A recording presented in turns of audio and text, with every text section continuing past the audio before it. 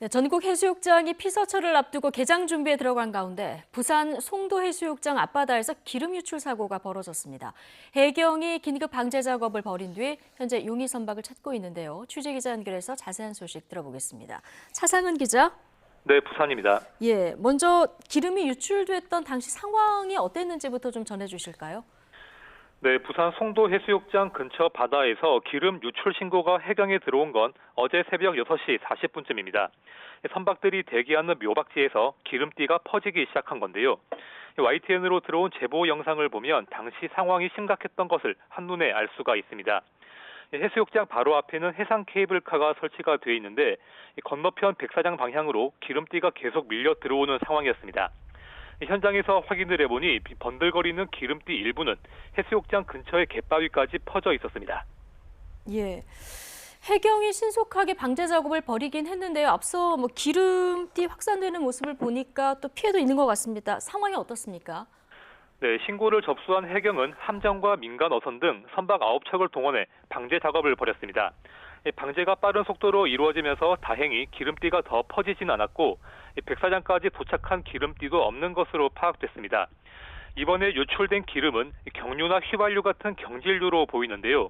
선박이 몰래 버린 거로 보인다는 게 해경의 설명입니다. 해경에서 이제 실을 떠가지고 분석을 해보면 알겠지만은 육안으로 봐서는 경질성 선적 폐수로 지금 추정하고 있습니다. 벙커시유처럼 시커멓고 끈적한 상태로 심각한 오염을 일으키는 중질류는 아니어서 다행히 큰 피해로 이어지지는 않았습니다. 해경은 기름띠를 잘게 부숴서 증발시키는 방법으로 방제 작업을 벌이고 일부는 흡착포로 제거했습니다. 용의 선박을 찾기 위한 수사도 진행하고 있습니다.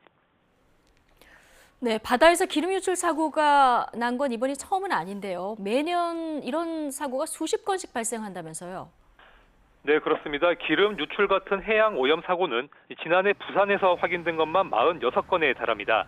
매년 50건 안팎 정도의 유출 사고가 발생하고 있는데요. 기상 상황이 좋지 않을 때 폐기름을 몰래 버리거나 노후 선박에서 흘러나오는 경우도 있습니다.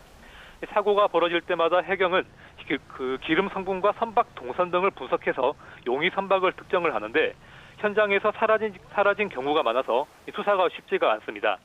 바다에서 기름 같은 오염물질을 버리다가 적발되면 해양환경관리법에 따라 최대 5년 이하의 징역 또는 5천만 원 이하의 벌금형을 받게 됩니다.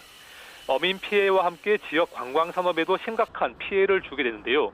지속적인 단속과 수사가 필요해 보입니다. 지금까지 부산에서 YTN 차상은입니다.